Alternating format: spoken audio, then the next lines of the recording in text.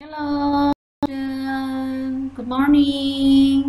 How are you today? I hope you're fine. Bunda berharap kamu hari ini tetap sehat dan semangat ya. Karena sebelumnya kita sudah belajar tentang about human respiration. Kita sudah belajar tentang bagaimana cara menjaga kesehatan pernafasan kita, dan Bunda berharap kamu sudah mempraktekkan supaya kita tetap sehat meskipun di tengah-tengah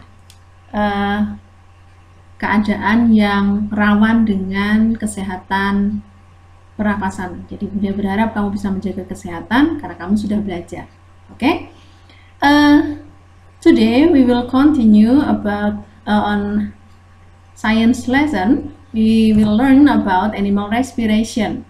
Oke? Kita akan mengenal lingkungan kita hari ini dengan mengenal beberapa pernafasan hewan di sekitar kita. Nah, anak-anak, hewan di sekitar kita yang kamu tahu pasti banyak ya. Ada apa saja yang kamu tahu hewan di sekitar kita? Oh, dog, cat, bird, gitu ya. Ada banyak sekali hewan di sekitar kita. Nah, hari ini kita akan belajar bagaimana cara mereka bernafas. Alat yang mereka pakai di dalam pernafasan, dalam tubuh mereka apa saja. Tetapi kita tidak akan menjelaskan, kita tidak akan mempelajari secara detail satu persatu. Contohnya begini nih, anjing dan kucing, begitu ya. Kita akan pelajari mereka bersama-sama karena mereka ada dalam satu kelompok yang sama. Jenisnya berbeda, anjing dan kucing memang jenisnya berbeda, tapi mereka ada di dalam kelompok yang sama, mammals, begitu. Jadi kita akan mempelajari berdasarkan kelompoknya secara garis besar. Nah, anak-anak, masihkah kamu ingat kelompok hewan yang kamu sudah pelajari pada kelas sebelumnya ada apa saja? Mammals, and then bird, amphibian, reptilian, fish, and then fish, and then worm, gitu ya. Kita akan mempelajari beberapa jenis hewan itu, 7 jenis kelompok hewan, dan yang satunya lagi insect atau serangga. Oke, mammals, reptilian, amphibian, and then bird, and then insect, fish, and worm. Oke. We're going to start now. Pada pertemuan sebelumnya, kamu sudah belajar tentang apa sih yang dimaksud dengan bernafas. Nah, ternyata proses bernafas, sistem bernafas pada semua makhluk hidup itu sama, hampir sama, begitu ya, hampir sama. Meskipun alat pernafasannya bisa berbeda-beda, tetapi sistem pernafasannya sama. Maksudnya apa sih sama, Bulia? Maksudnya begini, ternyata semua makhluk hidup itu pasti bernafas. Makhluk hidup itu termasuk human, and then animals, and plant. Jadi 3 kelompok makhluk hidup itu sama-sama loh, semua perlu bernafas. Nah, ketika makhluk hidup bernafas, it's an activity to inhale oxygen and exhale carbon dioxide and water vapor. Jadi semua makhluk hidup jika bernafas membutuhkan oksigen dan mengeluarkan karbon dioksida. Nah, ya manusia juga sama, ternyata hewan juga melakukan hal yang sama. Jadi yang dia hirup juga oksigen, yang dia keluarkan hasil dari pernafasan juga karbon dioksida. Lalu bagaimana dengan tumbuhan, Bulia? Apakah tumbuhan juga menghirup oksigen? Apakah tumbuhan menghirup karbon dioksida? Oh, memang tumbuhan memerlukan karbon dioksida, menyerap karbon dioksida, dan mengeluarkan oksigen. Tetapi itu pada proses fotosintesis, on photosynthesis process. Tetapi ketika tumbuhan bernafas, tumbuhan juga menyerap oksigen dan mengeluarkan karbon dioksida. Dia menyerap oksigen yang memang dihasilkan sendiri dan mengeluarkan karbon dioksida. Jadi prinsipnya sama, ya. Oke. First, types of animals, mammals, mammalian. Yang dimaksud dengan hewan mammals atau mamalia itu yang bagaimana sih? Mammalians itu berarti hewan yang lebih mudahnya begini anak-anak.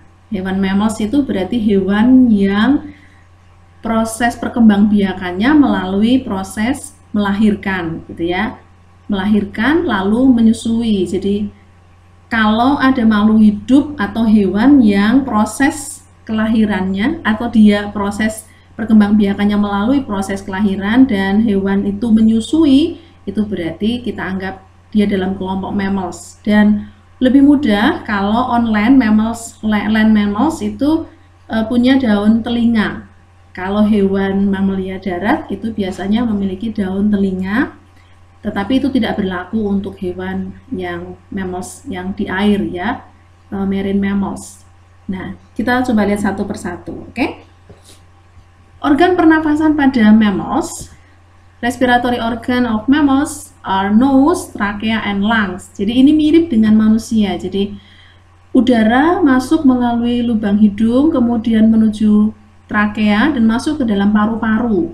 Nah, sama di paru-paru terjadi exchange of oxygen and carbon dioxide. Jadi di dalam paru-paru lah terjadi pertukaran oksigen dan karbon dioksida. Setelah itu, setelah dikeluarkan karbon dioksida, keluar lagi melalui saluran yang sama, trakea, dan keluar melalui lubang hidung, nostril atau nose begitu ya. Boleh nose, boleh nostril. Bedanya apa sih Bu Lia? Biasanya kalau menyebutkan nose itu lubang hidung, kalau yang punya rongga hidung, tetapi kalau hanya lubang hidungnya saja itu namanya nostril. Jadi untuk membedakannya begitu, tapi sama saja, oke?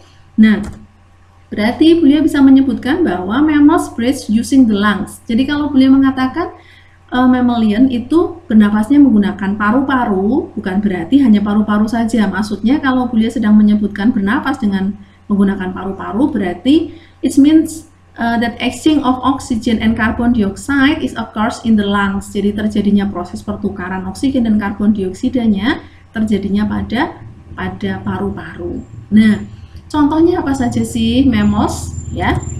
Sebenarnya ada dua kelompok mammals yang kita kenal, marine mammal and then land mammals. Jadi mammalian yang hidup di air dan mammalian yang hidup di darat. Kalau yang di darat lebih mudah karena nih perhatikan. Example of land mammals, dog, elephant, hippo gitu ya, cat, rabbit, dan masih banyak yang lain. Itu mudah melihatnya, yang melahirkan dan punya daun telinga itu mudah dilihatnya. Dan masih banyak contoh hewan darat lainnya yang termasuk ke dalam kelompok mammals. Lalu yang marine mammals is what is sea lion, oke. Ini adalah singa laut ya. And then is apa ini anak-anak ya? Ini adalah sea elephant. Jadi ada gajah laut juga ternyata ya. Ada gajah laut. And then in dolphin, and then whale, ya mereka termasuk ke dalam kelompok marine mammals. Jadi bernafasnya sama menggunakan paru-paru. Artinya apa? Ketika hewan-hewan ini bernafas, karena mereka bernafas menggunakan paru-paru, berarti dia tidak bisa bernafas ketika di dalam air. Itu sebabnya ketika hewan-hewan mammalian laut ini kita sering melihat dia muncul ke atas permukaan air. Untuk apa? Ternyata dia harus muncul memang untuk menghirup udara, karena oksigen yang dia perlukan dia bisa ambilnya dari udara karena dia bernafasnya menggunakan paru-paru. Dia tidak bisa menggunakan air atau mengambil oksigen yang ada di air untuk bernafas, tidak, karena dia memang organ pernafasannya menggunakan paru-paru. Jadi harus oksigen yang diambil dari udara. Itu sebabnya dia sering muncul untuk mengambil oksigen, lalu dia kembali ke dalam permukaan air untuk beraktivitas. Itu berarti dia sedang menyimpan oksigennya, dan ketika dia butuh, dia keluarkan dan dia ambil lagi di udara. Oke? Nah, the second types of animal is reptilian atau reptiles. Reptil itu contohnya apa Bu Lia? Contohnya begini nih, kalau hewan paling mudah begini. Hewan yang jika berjalan perutnya dan kakinya sejajar. Jadi Kalau dia berjalan, rongga perutnya nempel pada permukaan tanah tempat dia berpijak, sama dengan sejajar dengan kakinya, begitu ya. Kira-kira contohnya ada apa saja? Oh, gecko ya, cicak. Cicak itu kalau berjalan, telapak kakinya dan perutnya sama-sama sejajar sehingga nempel di permukaan permukaan jalannya atau permukaan tanah tempat dia berjalan. Oke? Dan banyak contoh yang lain, nanti kita akan bahas lebih lanjut.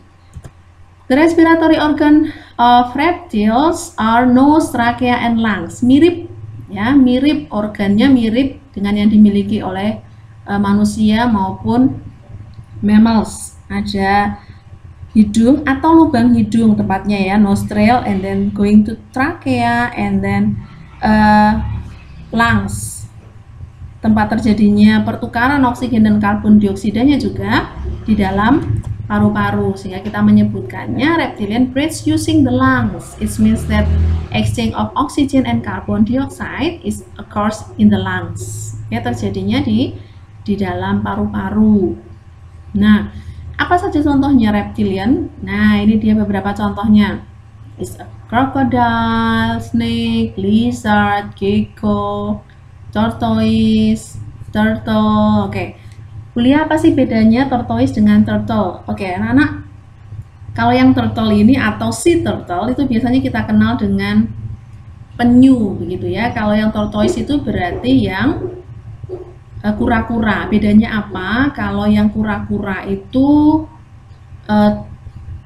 bagian telapak kakinya itu seperti ada jari-jarinya, seperti ada jari-jari kakinya, dan kaki dan kepalanya bisa masuk ke tempurungnya. Sedangkan kalau yang penyu, sea turtles itu tidak bisa masuk, dan bentuk kakinya itu biasanya lebih menyerupai sirip ya, lebih menyerupai sirip. Oke, ini adalah beberapa hewan yang kita sebut sebagai reptilian. Mudah ya, organ pernafasannya sama dengan manusia, sama dengan yang mammals. Oke. The third, there are bird. Ada burung ya. Yang termasuk ke dalam kelompok yang kita sebut dengan burung itu apa? Oh, lebih mudahnya kalau burung itu biasanya secara umum memiliki sayap. Oke, memiliki sayap, mau sayapnya dipakai atau tidak itu memiliki sayap, dan sayapnya dan tubuhnya itu ditutup oleh bulu. Bulu yang kita maksud is bukan rambut ya, feather, lebih ke bulu. Beda ya antara anjing dengan ayam. Kalau anjing itu namanya hair, fur. Kalau bulu namanya bulu ya. Sama-sama kalau bahasa Indonesia mungkin tidak terlalu bisa membedakan. Kalau yang burung itu feather, jadi bulunya beda jenisnya ya. Nah, jadi cirinya begitu.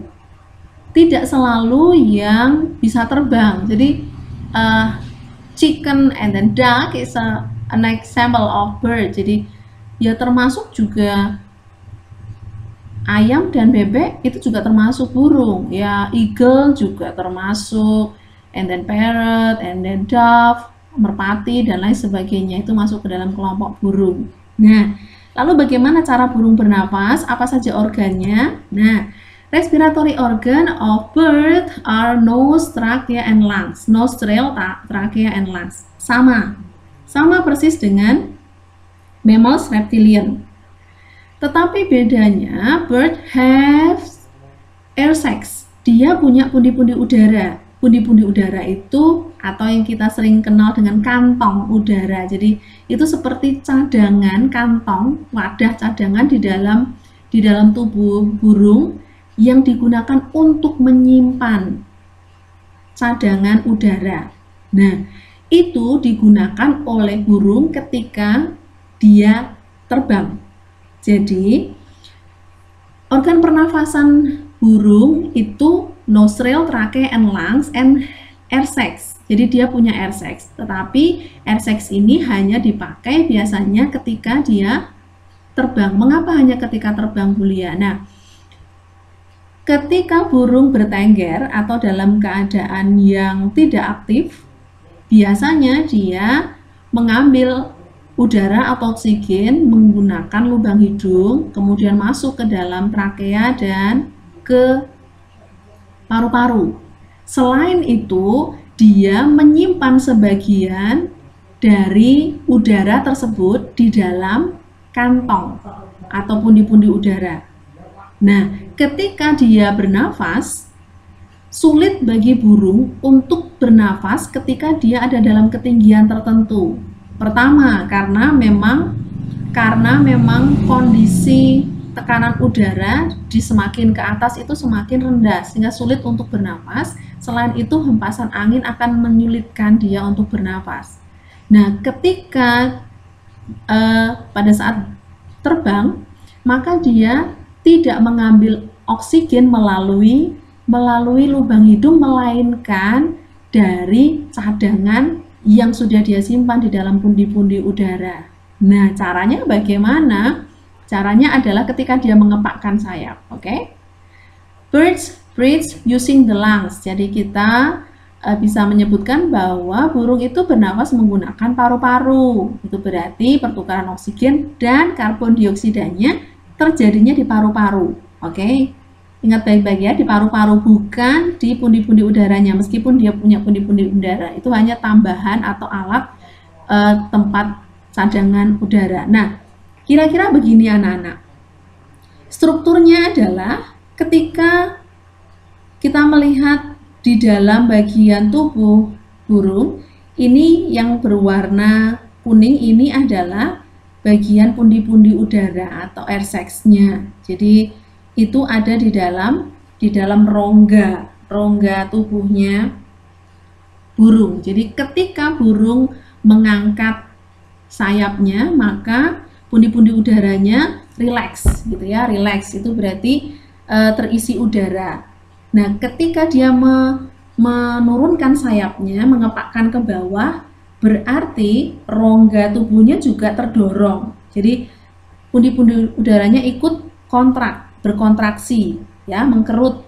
Itu berarti kalau berkontraksi itu sama dengan memompakan, mengeluarkan udara dari dalam pundi-pundi udara itu terdorong masuk ke paru-paru, sehingga oksigen yang tersimpan di dalam pundi-pundi udara masuk ke paru-paru, lalu ditukar oleh paru-paru menjadi karbon dioksida, lalu ketika sayapnya naik lagi, udara masuk lagi berupa karbon dioksida itu masuk ke pundi-pundi udara, lalu begitu seterusnya. Nah, saat berlangsung dalam waktu lama, maka lambat laun oksigen yang ada di pundi-pundi udara itu kan habis.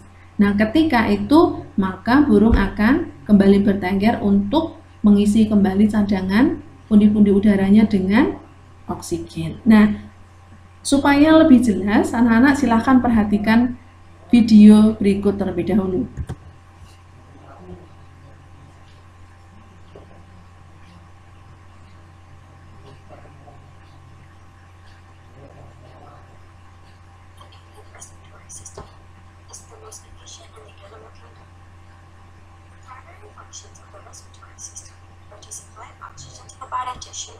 And to carry away carbon dioxide produced by high levels of metabolic activity. In birds, this process of gas exchange is crucial because the demand for oxygen during flight is enormous. The flight muscles must receive a large and constant supply of oxygen to maintain flight, and metabolic wastes must be removed quickly. Unlike most land vertebrates, birds lack a muscular diaphragm to power respiration, and instead rely upon expansion of the rib cage to draw in air. When a bird inhales, air actually leaves the lungs. Fresh, oxygenated air enters the lungs as the bird exhales. The avian respiratory system is composed of the trachea, relatively small lungs, and usually 9 large air sacs. These 9 air sacs are extremely thin-walled and do not play a direct role in gas exchange. Instead, they serve as bellows to bring air into the bird and store it until expiration. They allow a continuous stream of air to pass through the lungs in a one-way flow, thus producing the most efficient respiratory system of any vertebrate. They are also connected to certain pneumatic bones, aiding the bird in shedding excess heat from its body as it breathes, which would be fatal if not removed. These air sacs include a pair of cervical sacs, a single interclavicular sac, Nah, kira-kira begini ya anak-anak. Ini ada beberapa pundi-pundi udara yang ada di dalam tubuhnya burung, dan ini namanya tidak perlu dihafal. Yang penting memang ini bagian pundi-pundi udara dan ini digunakan cadangan sebagai cadangan udara. Oke. Oke, next.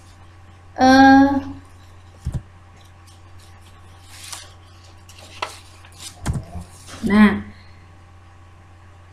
jenis hewan yang keempat adalah serangga, insect ya, serangga. Jadi yang dimaksud dengan serangga itu apa sih Bu Lia? Serangga itu ya hewan yang ada di sekitar kita yang kalau ciri-cirinya nanti kamu pelajari lebih banyak di pertemuan tingkat pendidikan berikutnya. Jadi Bu Lia tidak akan membahas terlalu banyak tentang itu.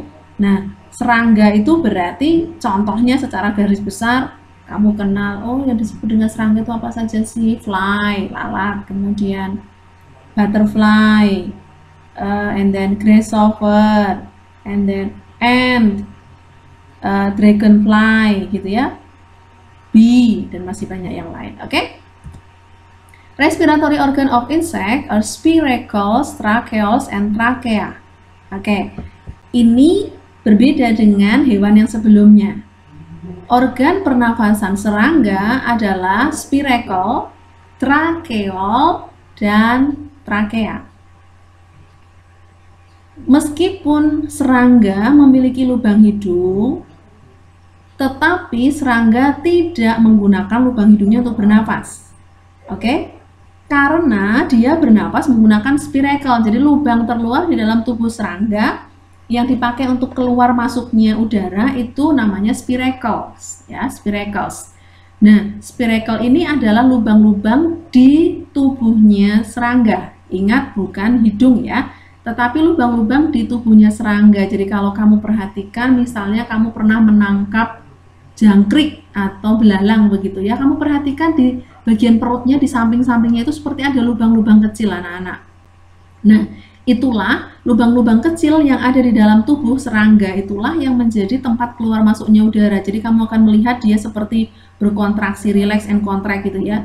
Jadi dia seperti bergerak-gerak, itu berarti dia sedang membuka dan menutup spiracle-nya untuk mengeluarkan dan memasukkan udara melalui spiracles. Nah, lalu dia dari udara itu masuk ke tracheolus. Kemudian tempat pertukaran oksigen dan karbon dioksida pada insek atau serangga itu terjadinya di on the trachea. Jadi terjadinya di trachea. Nah, ternyata insek ini juga memiliki air sacs, juga punya pundi-pundi udara. Tetapi justru dipakainya ketika dia sedang tidak aktif.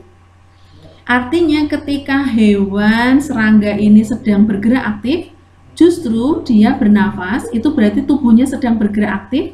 Itu memungkinkan spiracles-nya terbuka dan tertutup. Itu berarti dia bernafasnya menggunakan spiracles. Jadi keluar masuknya udaranya pakai spiracles. Tetapi justru ketika dia sedang istirahat, dia justru menggunakan air sacs. Jadi udaranya diambilnya dari air sacs, bukan dari luar, dari spiracles-nya.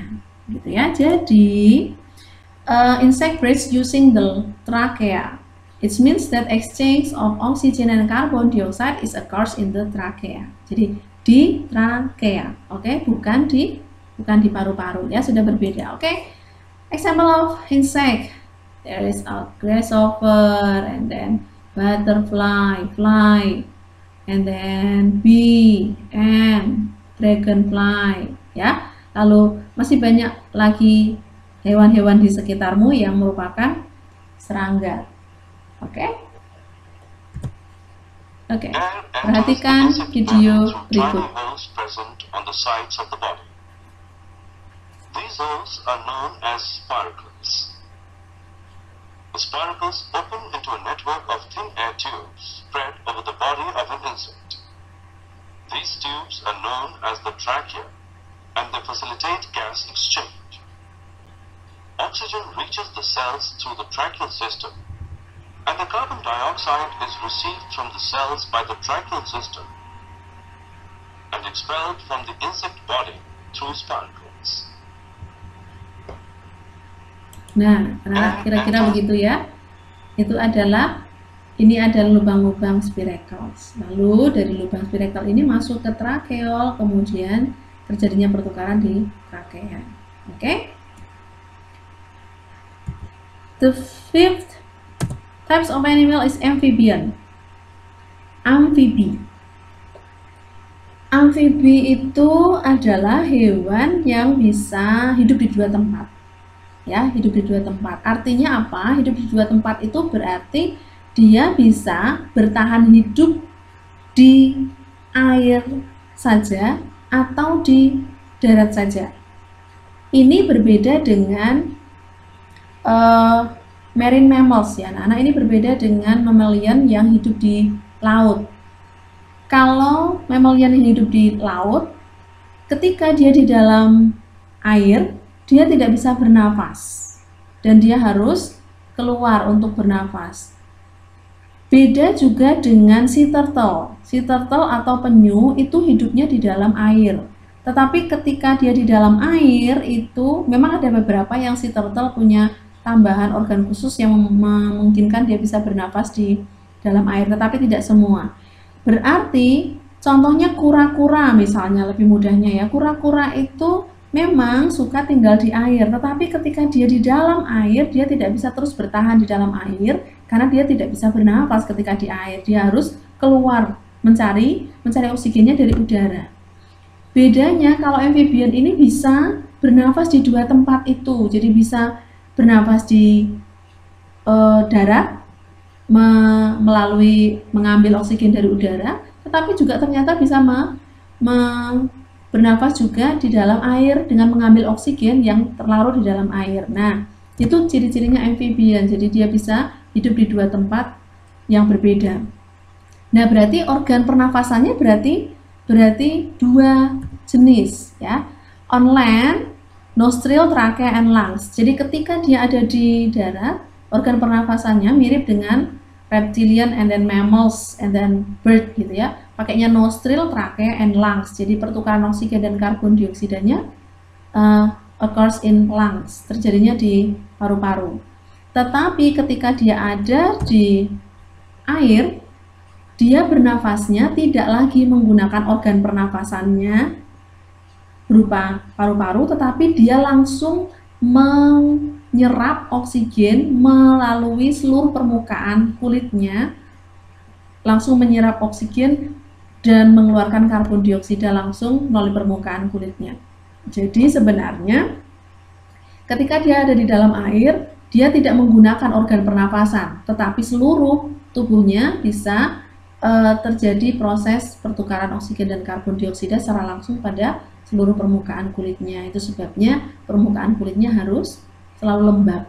Nah, apa sih contohnya amphibian? Anak-anak, pernahkah kamu tahu hewan apa ya yang bisa hidup di dua tempat, yang bisa bernafas di dua-duanya? Kira-kira ada yang pernah tahu? Oke. It's a frog, toad, salamander, caecilian, and newt. Nah, contohnya adalah ini. Mungkin yang sering kamu lihat adalah frog and toad gitu ya. Apa ya?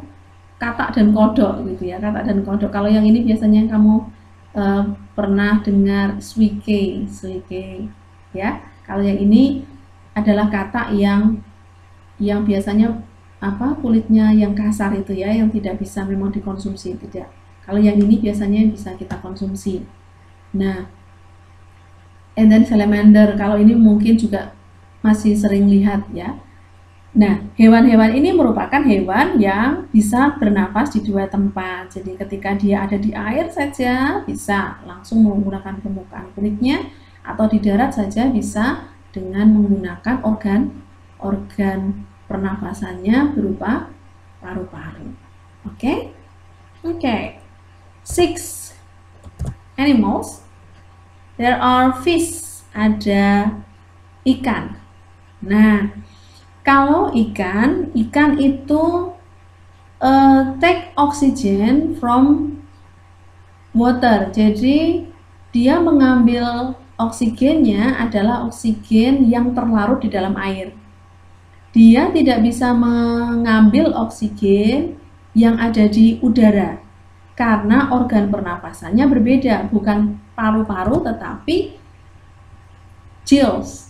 Jadi respiratory organ of fish are mouth and gills. Jadi pertukaran oksigen dan karbon dioksidanya terjadi di insang, ya, namanya insang. Nah, jadi dia mengambil oksigennya dari oksigen yang terlarut di dalam air. Jadi kalau kamu bawa ikan ke darat dengan berpikir lah kan ikan juga makhluk hidup membutuhkan oksigen, kan di udara ada oksigen Bu Lia. Tidak bisa karena organ pernapasannya bukan paru-paru tetapi insang, dan insang itu hanya bisa mengambil oksigen yang terlarut di dalam air. Bagaimana prosesnya? Nah, oke. Fish breathes using the gills. It means that exchange of oxygen and carbon dioxide is occurs in the gills. Oke, perhatikan anak-anak bagaimana prosesnya. Ikan ketika bernafas, dia mengambil oksigen dari air. Caranya dia akan membuka mulutnya. Ketika dia membuka mulutnya itu berarti air masuk ke dalam tubuh ikan. Dan dia menutup mulutnya dan mengeluarkan air itu melalui insang. Ya, insang itu berarti bagian yang ada di samping kepalanya ikan itu ya. Kalau anak-anak pernah membantu mami untuk memasak, seperti ada lembaran-lembaran berwarna merah di bagian kepala itu namanya insang. Nah, air yang masuk ini, yang mengandung oksigen ini akan masuk melalui mulut, lalu ketika mulut ditutup maka airnya akan keluar melalui insang. Nah, ketika lewat melalui insang inilah, insang yang bertugas untuk menyerap oksigen yang terlarut di dalam air itu dan menggantinya dengan karbon dioksida. Jadi pertukaran oksigen dan karbon dioksidanya terjadi di dalam insang ya. Ini ada lengkung insang ya, bagian lengkungan bentuknya memang melengkung begini ya, setengah lingkaran, and then ada rigi-rigi insang, ada gills cover atau tutup insang dan lain sebagainya. Oke, tetapi intinya proses terjadinya pertukaran oksigen dan karbon dioksidanya terjadi pada insang. Jadi air masuk ke mulut, mulut ditutup, kemudian insangnya dibuka untuk keluar, begitu seterusnya insangnya ditutup, kemudian mulutnya dibuka supaya air masuk, dan begitu seterusnya terjadi proses yang terus berulang. Nah, supaya lebih memahami, silahkan perhatikan video berikut. Unlike land animals, almost all fish breathe or get their oxygen from water. Instead of using lungs, fish breathe with organs called gills. Most fish have 4 pairs of gills enclosed in a gill chamber on each side of the head. On the outside of the body, a flap of bone called a gill cover protects the gills of bony fish. To get oxygen, fish gulp water through the mouth and pump it over the gills. In many fish, the breathing process begins when the gill covers close and the mouth opens. The walls of the mouth then move inward. The mouth partially closes and the gill covers open. This action forces the water from the mouth into the gill chambers. The inside of each gill consists of fleshy, thread-like filaments. Water from the mouth passes over the filaments. The filaments are closely spaced along a gill arch in 2 rows. Each filament has many tiny extensions called lamellae. Blood flowing through the Ya, kira-kira begitu ya anak-anak. Jadi di dalam insang inilah terjadi pertukaran oksigen dan karbon dioksidanya karena mengandung pembuluh-pembuluh darah tempat pertukaran oksigen dan karbon dioksida. Oke, the last animal we learn about earthworm atau cacing tanah. Cacing tanah merupakan salah satu hewan yang kita sebut sebagai hewan primitif. Kenapa namanya hewan primitif? Karena hewan ini tidak memiliki organ tubuh yang lengkap. Jadi termasuk hewan yang sederhana, jadi tidak seperti manusia ya. Kalau manusia organ pernafasannya ada sendiri, organ pencernaannya ada sendiri, organ peredaran darahnya ada sendiri, nanti dan masih banyak lagi organ-organ tubuh yang lengkap ya. Tetapi tidak demikian halnya dengan cacing. Cacing itu organ tubuhnya sangat sederhana, sangat sedikit. Nah, ternyata dia tidak punya organ pernafasan secara khusus. Jadi kita menyatakan bahwa cacing tanah itu tidak memiliki organ pernafasan. Lah, bagaimana dia bisa bernafas, Bu Lia? Ternyata dia bernafasnya langsung menggunakan seluruh permukaan kulitnya. Begitu ya, sama seperti ketika amphibian in the water. Jadi sama dengan ketika amfibi di dalam air. Proses bernafasnya tidak menggunakan organ pernafasannya, tetapi bernafas langsung dengan seluruh permukaan kulitnya. Jadi di permukaan kulit dari cacing ini terjadilah pertukaran oksigen dan karbon dioksidanya, sehingga ternyata di seluruh bagian kulit dari cacing itu banyak pembuluh darahnya. Nah, I'm so sorry, boleh salah menuliskan, ini harusnya earthworm ya. Earthworm breathes using skin surface, jadi bernafasnya menggunakan permukaan kulit. It means that an exchange of oxygen and carbon dioxide is in the skin surface area. Jadi terjadinya pertukarannya di permukaan kulitnya yang memiliki banyak pembuluh darah. Nah, itu sebabnya kulit dari cacing tanah itu harus selalu lembab supaya pori-porinya bisa terbuka untuk mengambil oksigen dan mengeluarkan karbon dioksida. Karena kalau kita beri misalnya kita beri tanah kering atau abu gosok misalnya ya, jadi kulitnya jadi kering, dia tidak bisa bernafas, jadi dia akan mati karena memang harus selalu lembab supaya memungkinkan dia bisa menyerap oksigen dan mengeluarkan karbon dioksidanya melalui seluruh permukaan kulitnya yang bisa terbuka. Jadi kalau kering jadi tertutup ya kan, tertutup. Nah, itu dia 7 dari kelompok hewan dan cara pernapasan mereka. Oke? Mammals breathe using the lungs, reptilian using the lungs, bird breathe using the lungs and help by air sacs while flying. Jadi tetap pakai paru-paru tetapi dibantu dengan pundi-pundi udara ketika terbang. And then insect use trachea. Amphibian can live on land and in water. In land use lungs and then skin surface in water.